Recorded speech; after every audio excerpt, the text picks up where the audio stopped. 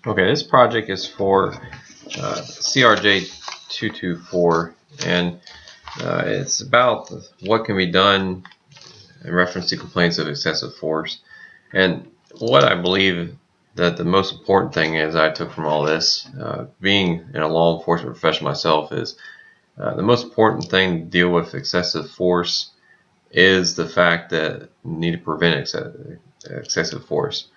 For this article, did a lot of research, not in my own department, but also different point of views about excessive force and police behaviors, as well as the stop and frisk policies in New York City. One thing I mentioned here is that before we talk about excessive force, we need to realize and talk about what exactly excessive force is. And even though I couldn't find a concrete definition, the Department of Justice refers to it as more force than what is needed to safely control a situation. If the officer is overstepping his boundaries and he already gets everything under control and more force happens, then obviously that is not it's not a good thing, because he doesn't need to be using more force than it needs to in order to apprehend the individual or control the situation. Because any more force than that is considered a constitutional violation of a person's rights. I looked at the New York Police Department's the stop and frisk policy, and the reason I did is because New York NYPD is the biggest law enforcement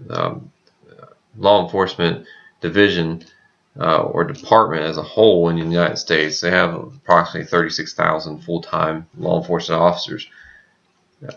So usually when something happens in New York with the police department, it usually trickles down to the rest of the nation. They kind of set the standard for what plays into law enforcement, throughout the United States.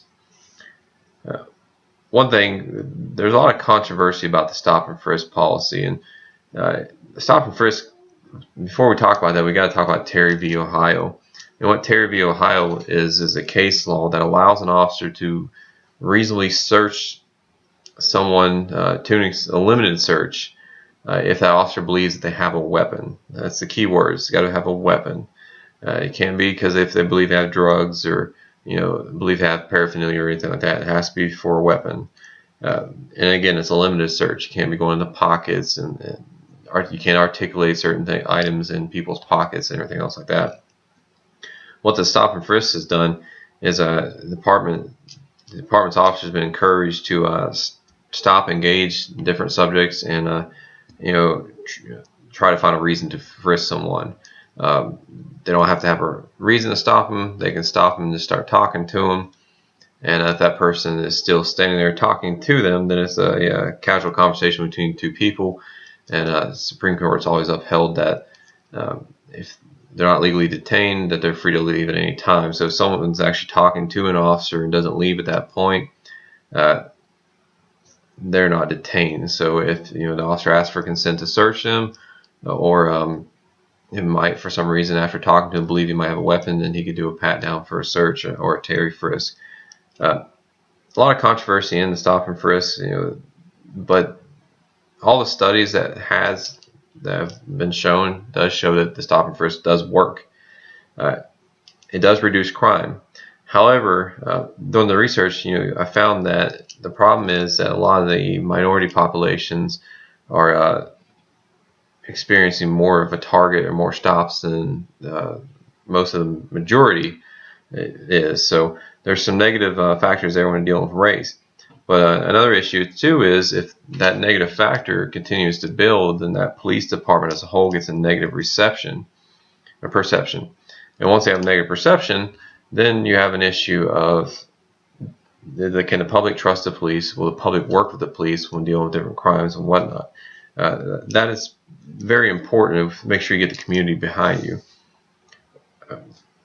When I researched this, there was a few things that the Department of Justice suggested that can be done to prevent complaints when dealing with stop and frisk policy, as well as excessive force that may come from the stop and frisk. And some of it was just pretty generic stuff, but it still has to be has to be reinforced with the officers. It says that clear expectations and ethical and respectful behavior among the officers is key.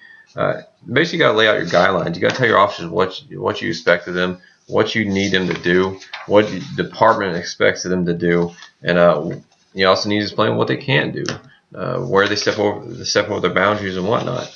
That has to be laid out, because if not, then the officer, if they do something bad, then it will come back negatively on the department because they weren't properly instructed, and that person may actually use it as a defense later on down the road. So it needs to be laid out what is expected of them, how they need to act as part of the department, because again, they are that department, the representing department. And most police departments have general orders that state how certain situations need to happen. And it's very strict about what you can and can't do. Another thing that I point out is that documentation is key in excessive force. Everything has to be documented in any type of police work, really, but excessive force more so. If it is not written down and there's no video or audio of it, there's absolutely no way that that can be proven. So it needs to be dealt with accordingly. Everything's got to be documented and laid out.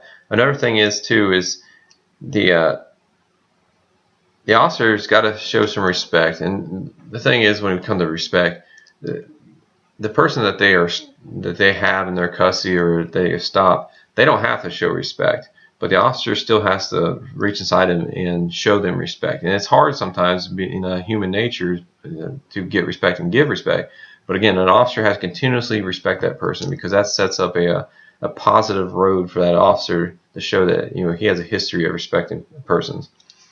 A couple other things that I addressed in this paper is when an excessive force complaint actually happens, the important thing for the department is for whoever's investigating the complaint to make sure that they listen to the complainant, and they don't have to side with them, but they got to understand with them. They got to be able to not go in the situation and be biased towards the officer. They have to show that they're willing to look into this and go forward with their investigation and be able to see both sides of the story and make a determination based on that, and not just what the officer is saying.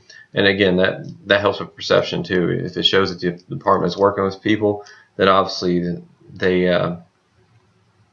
it trickles down. The people in the community see that hey, this police department, they're not just the good old boy system. They're trying to help the community out. If there's an issue, you can go to them. And lastly, one of the important things I believe that I put in here is that at this point in our nation, officers need to step it up in order to show, in order to address certain complaints or excessive force, because it's not a good time for American law enforcement. And the only way it's going to change is if attitudes of not only the people that are dealing with the police, but the police's attitudes toward the people they're dealing with changes. And it's going to take officers to dig down deep and find an inner self that they may not be used to come out and be able to deal with the public in a positive manner and continue to progress, especially in the community standpoint. Because again, community policing is the future of law enforcement. Whether there's some people that agree with that or not, but being more involved in the community will help officers in the long run and ultimately saves lives. So again, this is my brief summary about my paper, and I hope you enjoy it. Thank you.